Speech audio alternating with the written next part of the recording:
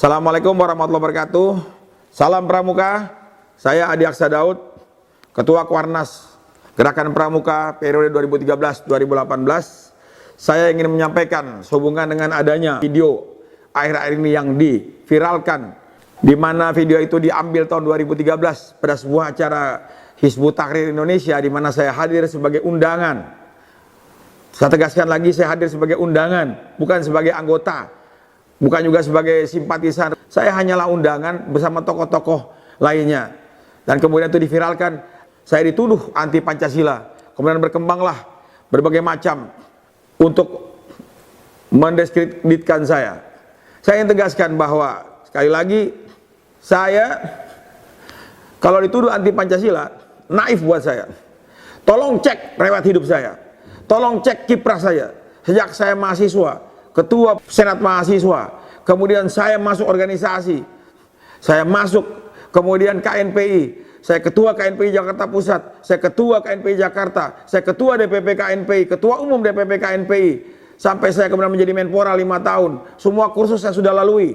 Saya ikut bela negara, kader P4 tingkat nasional, saya ikut Tarpatnas, saya ikut Suspatnas, bahkan Lemhanas Pemuda saya sudah ikuti. Apakah betul dan sungguh kejinya kalau saya dituduh anti Pancasila dan Undang-Undang Dasar 45? Saya ingin tegaskan bahwa ketika saya jadi ketua umum KNPI tahun 99, ketika awal-awal reformasi, orang berbicara tentang bentuk negara yang akan berubah menjadi negara serikat ataupun negara federasi, saya mengambil inisiatif sebagai ketua umum DPP KNPI waktu itu. Saya kumpulkan para tokoh-tokoh nasional yang ada di Indonesia, di Jakarta pada saat itu. Hadir Pak Susilo Bambang Yudhoyono, hadir Pak Wiranto, hadir almarhum Bang Ali, hadir Pak Amin Rais, bersama-sama membubuhkan tanda tangan Pak Aim Fatwa dan sebagainya, 100 tokoh untuk kebulatan tekad NKRI harga mati.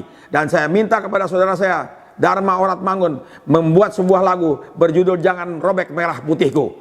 Itu awal reformasi, dan tanda tangan itu terpatri di DPP KNPI hanya karena saya hadir di acara perhelatan Hizbut Tahrir yang saya pikir dalam benak saya adalah gerakan dakwah, ya. Kemudian saya dituduh anti Pancasila. 5 tahun saya jadi Menpora, saya lakukan setiap hari Jumat. Boleh tanyakan kepada karyawan yang masih hidup di sana yang pernah saya pimpin. Setiap Jumat wajib mengaji, dan pada saat setiap Jumat wajib juga melakukan kebaktian retreat di kantor yang sama. Bahkan absennya saya periksa sendiri. Koordinator kebaktian waktu itu adalah Profesor Dr. James Takudung, masih hidup orangnya. Saudara saya, speechwriter saya, Victus Maurin, Sekjen Gemeni ketika itu, Pemuda Katolik ketika itu. Tanyakan kepada mereka. Dan setiap tahun dari gaji saya potong, saya ambil, saya kumpulkan, saya berikan pada 2 orang untuk naik haji, yang haji, 1 orang yang Katolik saya kirimkan ke Lourdes, 1 orang yang Kristen saya kirimkan untuk ke tanah suci mereka di Yerusalem. Apa kurang nasionalis religius lagi saya, sehingga saya dituduh anti Pancasila? Clear bagi saya. Ingin menjelaskan kepada teman-teman, adik-adik pramuka dimanapun berada, sabarlah, sadarlah bahwa zaman ini adalah zaman era keterbukaan. Fitnah berseliweran di mana-mana. Kalau ada gerakan yang merongrong Pancasila, mengganti Undang-Undang 45, kami pramuka yang ada duluan di depan menghadapi mereka. Ingat itu, sejarah bangsa ini, Pancasila ini luar biasa dibikin oleh para leluhur bangsa kita, para founding father bangsa kita. Dan selama saya menjabat sebagai ketua pramuka, tolong cek, telusuri melalui internet, telusuri melalui medsos apa yang kami lakukan. Setiap tanggal 1 Juni Pancasila kami lakukan pertemuan besar-besaran, kami lakukan pentas teater, pembacaan puisi dihadiri oleh Bapak Tri Sutrisno. Masih hidup beliau, masih sehat beliau. Setiap tahun kami berdiskusi di rumah beliau supaya bagaimana pramuka ini menjadi garda terdepan bagi anasir-anasir, para komunis, para ekstrim yang akan berubah dasar negara kita. Kita paling depan. Mengapa sekarang saya justru dituduh sebagai orang anti Pancasila? Na'udzubillah min dzalik. Sebagai seorang yang nasionalis religius, saya pasti mendukung setiap gerakan-gerakan keagamaan yang membangun jiwa generasi muda Indonesia. Kalau saya diundang, saya akan hadir. Dan ketika saya diundang tahun 2013 yang lalu sebagai undangan, sekali lagi sebagai undangan, bukan sebagai simpatisan, apalagi sebagai anggota. Oleh karena itu saya katakan, ketika dia menjadi gerakan dakwah, pasti kita akan datang. Tapi kalau sudah berubah menjadi gerakan untuk mengganggu atau mengganti Pancasila 45, kita pramuka akan berada paling depan. Kami keluarga pejuang, kakek kami pejuang, kakek kami, adik kakek kami dibunuh karena mempertahankan Pancasila di Sulawesi. Bahkan keluarga kakek kami mengibarkan bendera merah putih tanggal 23 Januari tahun 45. Bagaimana kami bisa mengkhianati Pancasila? Sementara keluarga istri saya sendiri, keluarga TNI, keluarga kami, keluarga polisi, keluarga jaksa.